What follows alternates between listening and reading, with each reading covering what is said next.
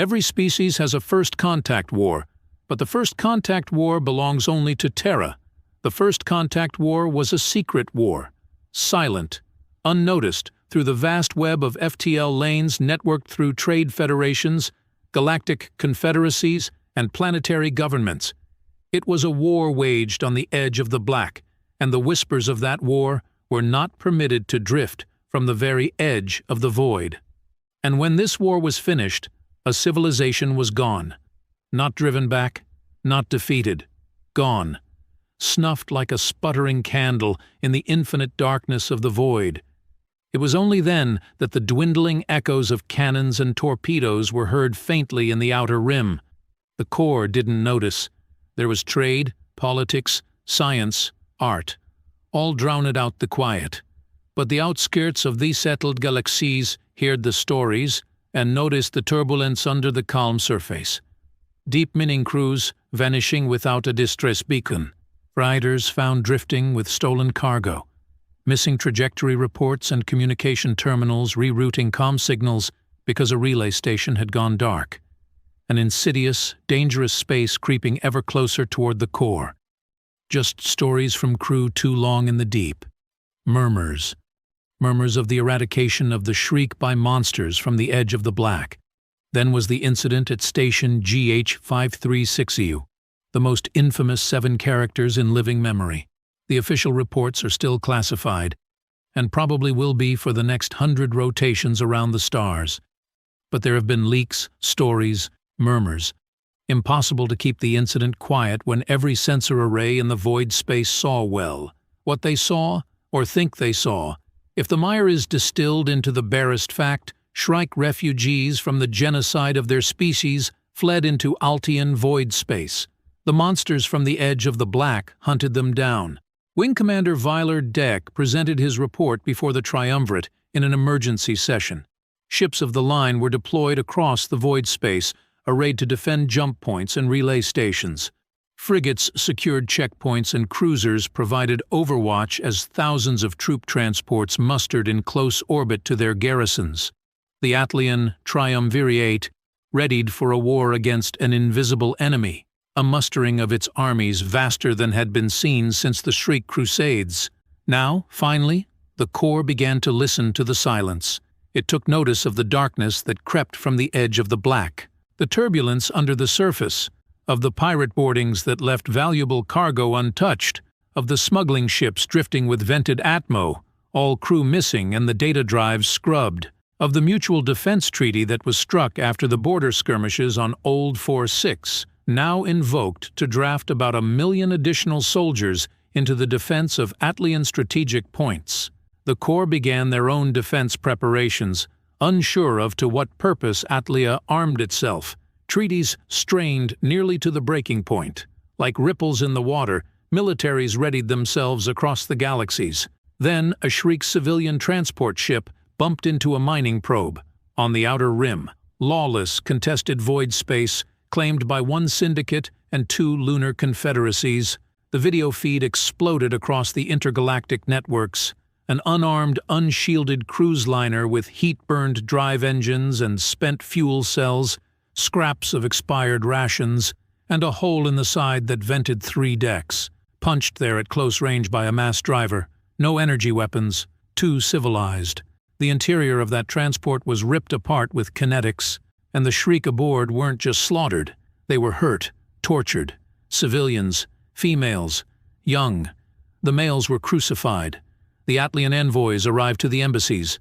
They gave their compiled reports on what the Shriek had awoken on the edge of the black. Sol 3, Terra, presumed high-gravity combat species. A first contact war that had transformed their single world into an industrial hellscape, a munitions factory that supplied the ordnance to eradicate the entire civilization that dared to make contact.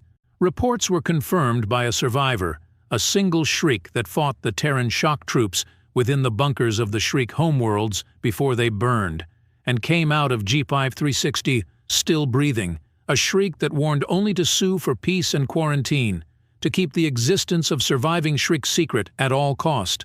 That warned of a war of unnatural terror. Political turmoil exploded across the core. economic instability, military buildup on every border, FTL lanes locked down. One reopened when a full-spectrum distress call broadcast unencrypted through an outer rim relay station, a relay station that used to shuttle ships through an FTL lane into a deep space Shrike Moon colony. A crippled Shrike frigate. Help, hull breach. Help, hull breach. The medical crews got there just before the Terran dreadnought dropped from hyperspace with a gravity-warping crack. It was a dark ship. A ship that looked like war felt. The gun crews fed its gunhouses with 1,500-kilogram slugs of depleted uranium, and the mass drivers belched their payload through the drive engines of the rescue operation before the sensors reported the dreadnought's existence. Then he rounds board through the frigate's hull and transformed the ship to molten slag, slowly falling out of orbit toward the nearest gravity well. One of the escort cruisers managed a plasma cannon shot. It dissipated in blue ripples across the dreadnought's shields. Thrusters fired, and the dreadnought turned with malevolent intent to bring its mass drivers to bear on the cruiser. Then harpoons lashed out like a multitude of snakes, and the shock troopers boarded what was left of the rescue convoy. The Terran soldiers, augmented with hardware and wetware alike, cocooned in their armored carapaces, tore the convoy apart in search of more shriek that didn't exist. 200 casualties. 3 eliminated then, 4 more later, including 2 medical personnel. 6 ships that couldn't make it back through the FTL relay station. The dreadnought that didn't need a relay station, but vanished into hyperspace. The catastrophic revelation that a theoretical problem had been solved incited mass panic. A species that could jump. Terran ship did not depend upon FTL jump points or relay stations. They jumped. From anywhere to anywhere. Terran ships could jump. Every strategic position among the stars was rendered invalid. FTL lane fortifications, orbital turret emplacements, battleship dry docks, munitions depots, all superfluous against an enemy that could jump. The entirety of modern ship-to-ship and ship-to-surface combat doctrine meaningless. Mass panic, understatement, mass hysteria. It was only then that the galaxies truly began to understand what the shriek had awoken, because they were finally listening to the whispers. The Terran hunters were sleepless, unerring in their mission, brutal in their execution, consumed with a single purpose: bribery, extortion, torture, assassination, anything to beat just one more shriek. Those that fled the genocide in derelict freighters or paid off smugglers to run checkpoints were tracked through the stars with the same dedication as the shriek gunships under max acceleration toward unexplored systems. Jump after jump after jump, and at the end of every jump, more unalive shriek. A Terran was recovered from within the scorched ruin of an far-orbit refueling station. The corpse was lacerated and burned, dragged out from under a collapsed deck, and almost 400 kilograms of a shriek warrior with more kinetic rounds in his frame than ounces of blood. The warrior was missing his horns. The Terran was missing a leg, the limb replaced with a synthetic nearly as sophisticated as the real thing. Under its armored exoskeleton it was small, compact, durable. Predator's eyes, but no natural weapons. No, the weapons were carried or worn, a strange amalgamation of cannibalized shriek tech and unsophisticated Terran construction. A species not evolved for war, but a species that had chosen it. The corpse was shipped to the core under military escort and dissected. Those times were choked with the terror of uncertainty. Most of the core political powers followed traditional policy and declared it a private war, refusing to drag their republics or democracies into a conflict over a newly discovered civilization a dozen systems farther out than the closest FTL lane. Even though the conflict existed wherever the dregs of the shriek civilization fled, various corpo baronies and industrial coalitions made money selling weapons and ships to anything from individual citizens to private armies. Ancestral allies of the shriek renewed their military contracts and called up reserves to active duty, while the many enemies of the species took more lenient views on the Terran objectives. Historians will argue about the true start of the war for the next 100 revolutions. The massacre of Kite, Disreti storm, the papaya punch. It doesn't matter. The hunters were the arms of Terra, and Terra's reach was long indeed, skeletal fingers scrabbling through the stars for any creature that had escaped the First Contact War. The Second Contact War began. Some just call it the Second. Most species are either wiped out when they're introduced to the FTL lanes or are smart enough to assimilate without undue trouble, considering the usual tech discrepancy. Second Contact Wars are very few, but most everyone just calls it the war. The war was a war of unnatural terror. It was a war fought entirely on Terra's terms. Jump, and a Terran dreadnought dropped from hyperspace with the same otherworldly crack that announced the warping of reality.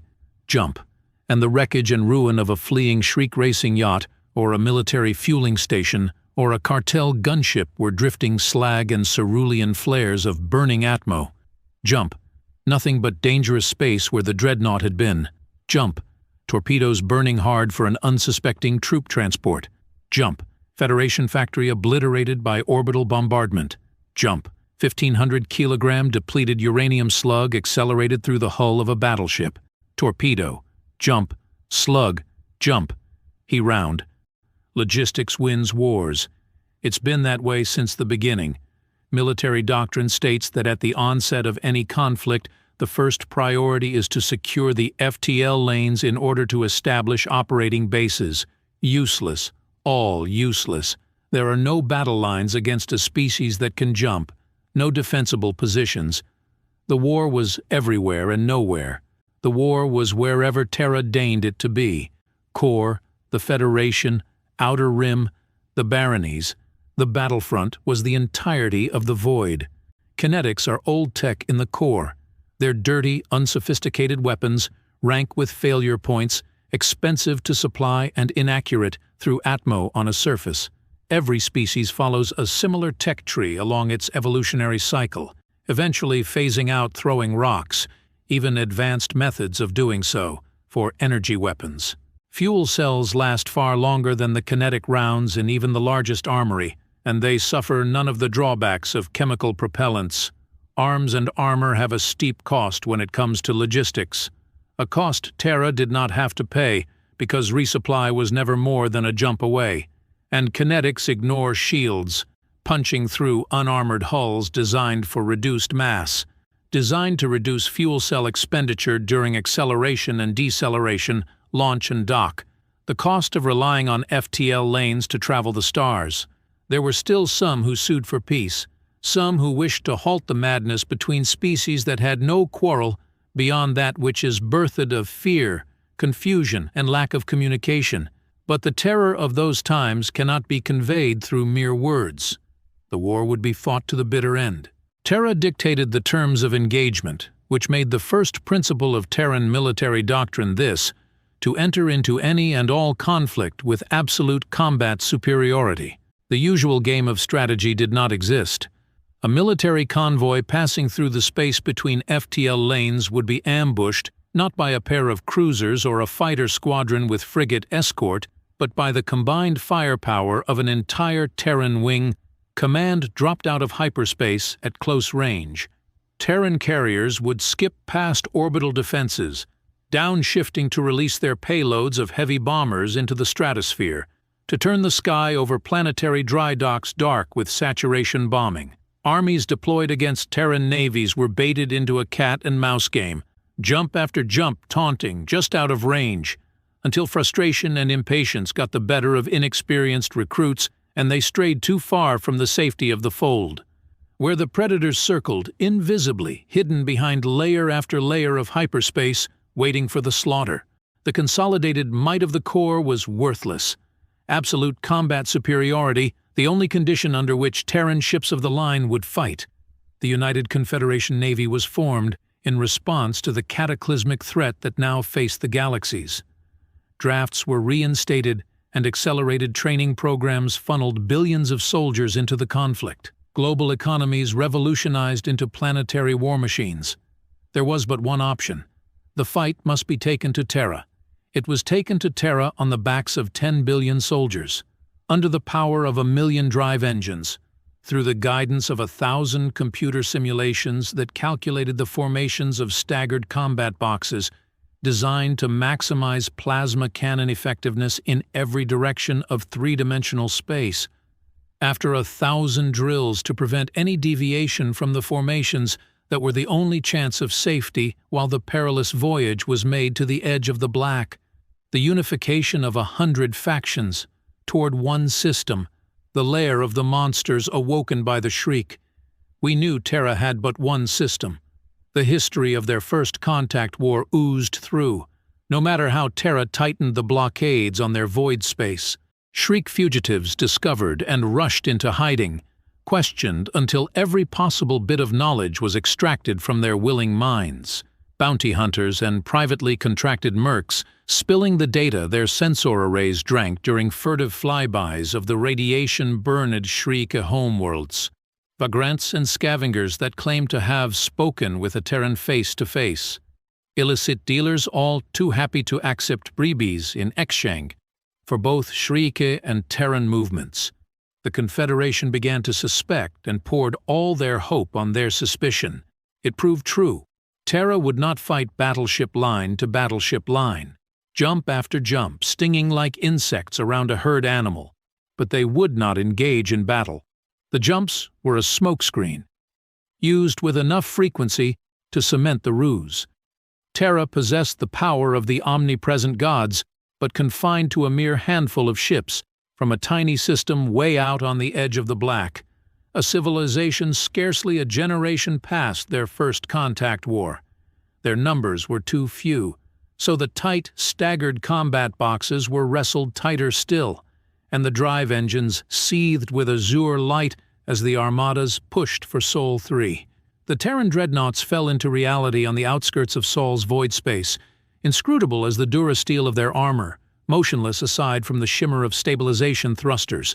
The UCN decelerated hard under the basilisk stare of the massed drivers, the gunhouses manifesting from hyperspace at ranges that conceded little reaction time to the uranium payloads, the sirens keen to their cry of targeting lasers, painting the hulls with invisible rays.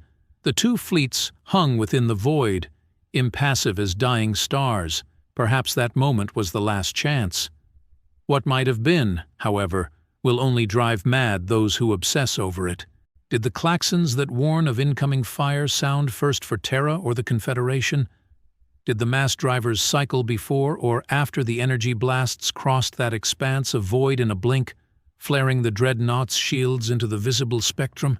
Were the torpedoes away first, or did the evasion computers attempt to spin the battleships aside from incoming projectiles, the artigrave fighting to maintain interior orientation?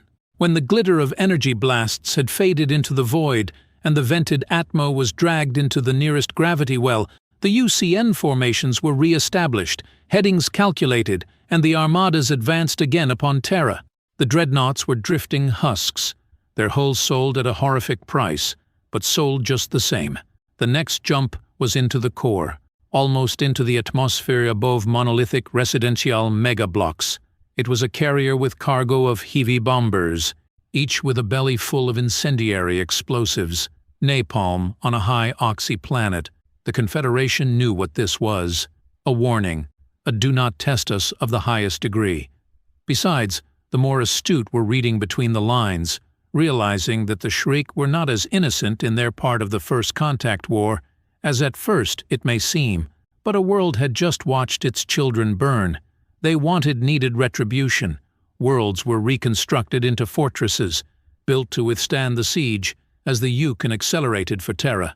The defenses had but to hold for a little while, until the combined might of the United Galaxies reached the homeworld of these monsters from the edge of the black. It was now that the broadside lines were brought to bear, Terran dreadnoughts and UCN battleships.